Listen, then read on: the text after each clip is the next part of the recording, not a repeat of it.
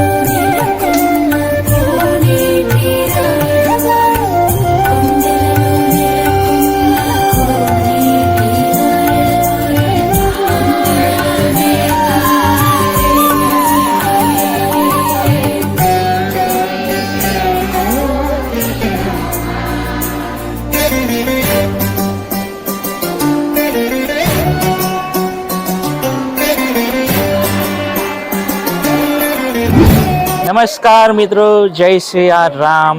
આપ સૌનું સ્વાગત છે મની પટેલ વિલોગની અંદર. કરાડી ગામની અંદર આવી ગયો છું અને શ્રી રણછોડજી મંદિર કરાડી ગામનું જે મંદિર છે તેની અંદર દર વર્ષની જેમ અહીંયા તુલસી વિવાહનું ખૂબ સરસ મોટું આયોજન કરવામાં આવ્યું છે. તો એ આયોજનનું તમને વિડીયો થકી બતાવવા માટે આજે અહીંયા આવ્યો છું.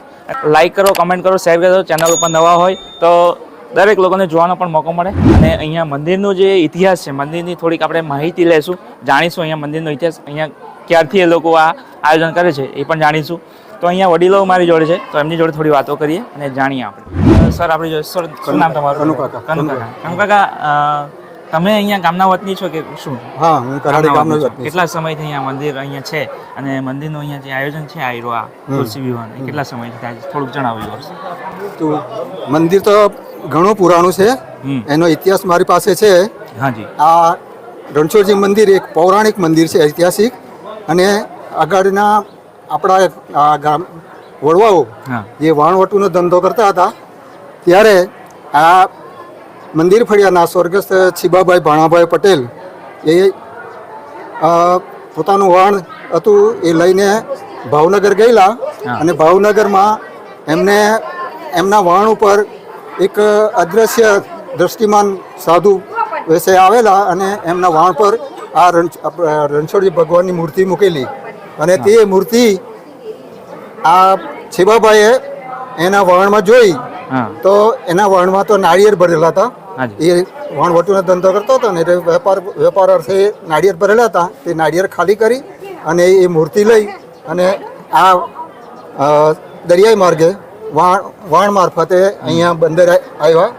પછી ત્યાર પછીથી એ મૂર્તિની ખબર ગામ લોકોને આપી એટલે ગામ લોકો વાજતે ગાજતે એમને ઢોલ નગારા સાથે અહીંયા આ ખાડી અગાડી એમને લેવા માટે ગયા.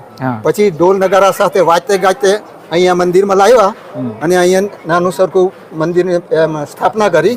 અને ત્યાર પછીથી આ લગભગ આ મંદિરનો 3 વર્ષ જીર્ણોદ્ધાર થયો. હા, અને અત્યારે આ મંદિર એટલે ઐતિહાસિક વર્ષો લગભગ 150 ઉપર વર્ષ થઈ ગયા. 150 ઉપર વર્ષ જૂનું સનાતન મંદિર છે. તો આમાં આપણા ગાંધી બાપુએ 1930માં આ હરિજન લોકોને જે પ્રવેશ આપેલો ને તે અહીંયાથી શરૂઆત કરેલી ગાંધીજીએ. હા, એટલે એ પણ ઇતિહાસ છે.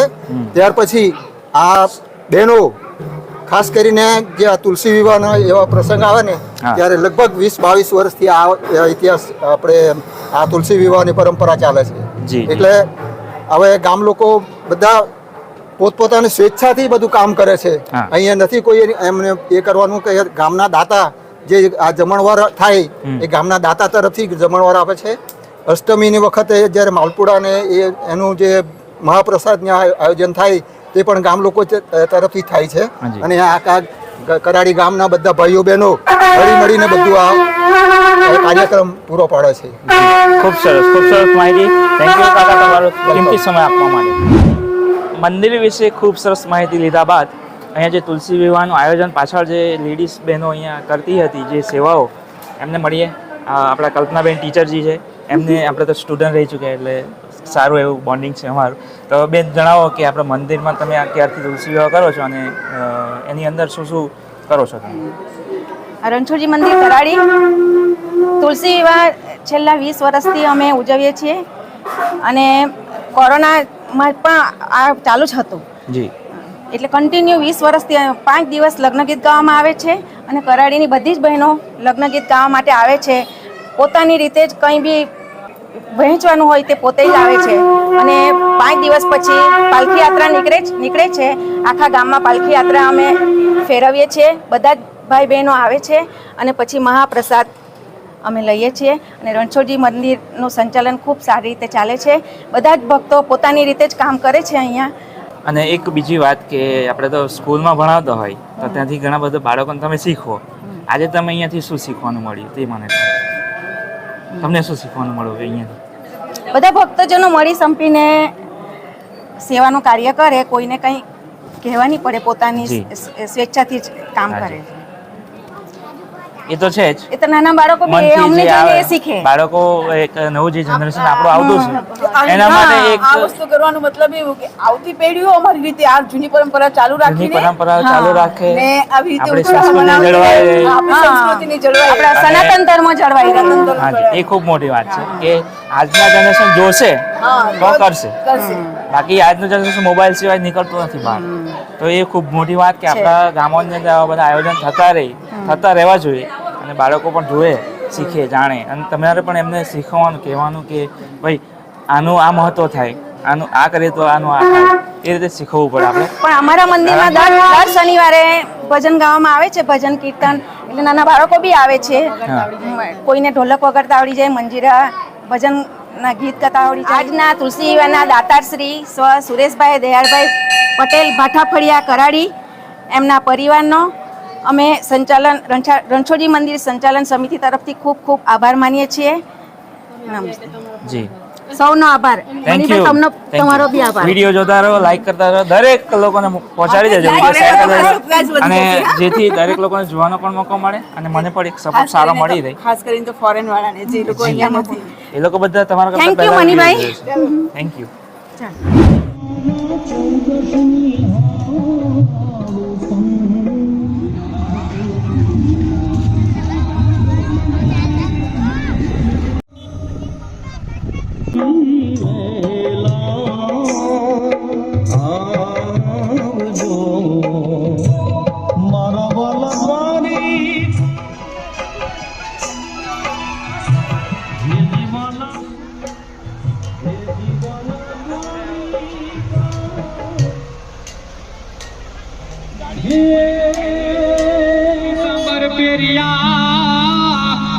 केसर तिलक से ललाट हे એવી પાગે પેરી રાખોડી મોજડી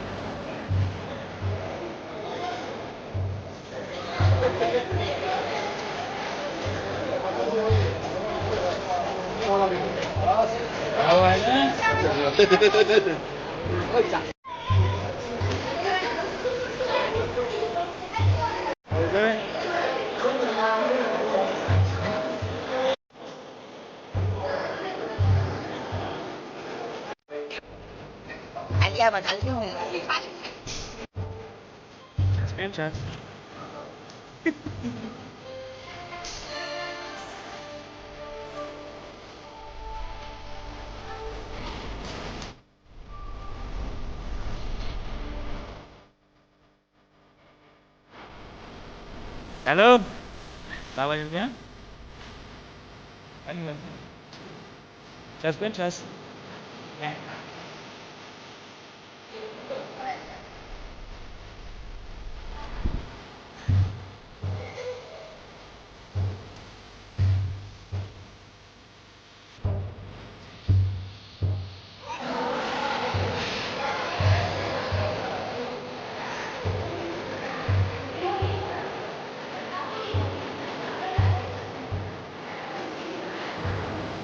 મિત્રો તુલસી વિવાહ એટલે આમ તો ઘણી જગ્યાએ ઘણા અલગ અલગ વારે અલગ અલગ તહેવારો ઉજવવામાં આવતા હોય છે, પરંતુ આપણા જે કરાડીની અંદર આ જે ઉજવવામાં આવે છે એ દેવ દિવાળીના ખાસ તહેવાર પર ઉજવવામાં આવે છે. અને તુલસી વિવાહ થાય પછી લગ્નો પણ ચાલુ થઈ જાય અને આપણું જે પ્રથા છે ચાલતી રહી છે. પરંતુ આવા આયોજનો જ્યાં થતા હોય ત્યાંથી કંઈક ને કંઈક શીખવાનું મળે છે. તમારા બાળકોને શીખવો. આપણી સનાતન જે સંસ્કૃતિ છે એ ખૂબ સનાતન છે અને એનાથી સનાતન બીજું કોઈ ધર્મ નથી. તો આવા સારા વિડીયોમાં ફરી પાછા આપણે ક્યાંક મળીશું અને ક્યાંક સારો વિડીયો બનાવીશું ફરી પાછા. ત્યાં સુધી જોતા રહો મની પટેલ બ્લોગની અંદર ઘણા બધા વિડીયો છે, લાઇક કરતા રહો, શેર કરી દેજો દરેક લોકોને. ઘણા બધા આપણને સપોર્ટ મળે અને તમને પણ નવું નવું જોવાનું મળે. તો મળીએ સૌને. જય હિન્દ, જય ભારત, જય માતાજી, જય Ranchhodji. Subscribe now, Money Patel Vlog.